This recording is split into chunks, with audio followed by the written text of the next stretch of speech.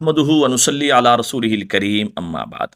تین عورتیں ایسی ہیں اللہ جل شانہ ہر لمحہ ان کی طرف محبت کی نظر سے توجہ فرماتے ہیں، رحمت خاصہ ان پہ نازل فرماتے ہیں۔ نمبر ایک، جس کو اللہ تعالیٰ نے قرآن میں یوں بیان فرمایا سورۃ النساء آیت نمبر 31 میں، وَقُلْ لِلْمُؤْمِنَاتِ يَغْضُضْنَ مِنْ أَبْصَارِهِنَّ وَيَحْفَظْنَ فُرُوجَهُنَّ وَلَا يُبْدِينَ زِينَتَهُنَّ الى آخر الآیہ ولا یبدین زینتہن الا لبعولتہن او آبائہن۔ اس آیت کے اندر کیا فرمایا کہ اے میرے نبی، ساری دنیا کی جتنی مسلمان عورتیں ہیں ان سے یہ بات کہہ دو ایمان والیوں کو کہ اپنی نظروں کو نیچے رکھیں، اپنی شرمگاہوں کی حفاظت کریں اور اپنی زینت کو اپنی شوہر کے علاوہ کسی کے سامنے ظاہر نہ کریں۔ اللہ پاک اس سے محبت کرتے ہیں جو عورت پردہ کرنے والی ہے، اور اللہ یہ نعمت مقدر والوں کو ملتی ہے، قسمت والوں کو دیتے ہیں۔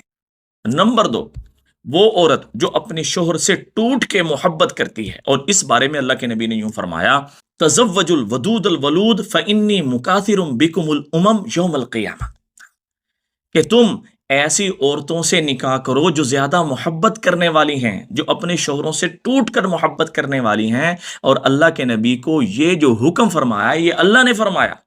تو ایسی عورتیں جو اپنے شوہروں سے ٹوٹ کر محبت کرنے والی ہیں، ان عورتوں سے بھی اللہ جل شانہ محبت فرماتے ہیں، ہر لمحہ محبت کی نظر سے توجہ فرماتے ہیں، اور رحمت خاصہ ان پر اترتی ہے۔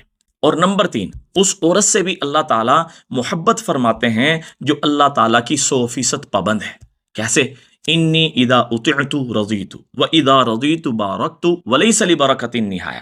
جب میری کوئی عورت فرما برداری کرتی ہے تو اللہ فرماتے ہیں میں راضی ہو جاتا ہوں، اور جب میں راضی ہو جاتا ہوں پھر برکتیں بھیجتا ہوں، اور میری برکتوں کی کوئی انتہا نہیں۔ عورت کی اس تابعداری کی وجہ سے نسلوں تک اللہ تعالیٰ کی برکت چلتی ہے۔ یہ تین عورتیں ایسی ہیں کہ اللہ جل شانہ ان سے محبت کرتے ہیں، ہر لمحہ محبت کرتے ہیں، رحمت خاصہ اللہ کی نازل ہوتی ہے، اور اللہ تعالیٰ ان کی اولاد میں، جان میں، مال میں، ایمان میں برکتیں نصیب فرماتے ہیں۔ اللہ سے دعا ہے اللہ تعالیٰ ان تینوں صفات کی ہر ہماری بہن، ہر مسلمان عورت کو اللہ توفیق نصیب فرما دیں، تاکہ اللہ جل شانہ کی محبت 24 گھنٹے ہمیں نصیب ہو جائے۔ دعاؤں میں یاد رکھیں، صدقہ جاری سمجھ کے شیئر کریں۔ السلام علیکم ورحمۃ اللہ وبرکاتہ۔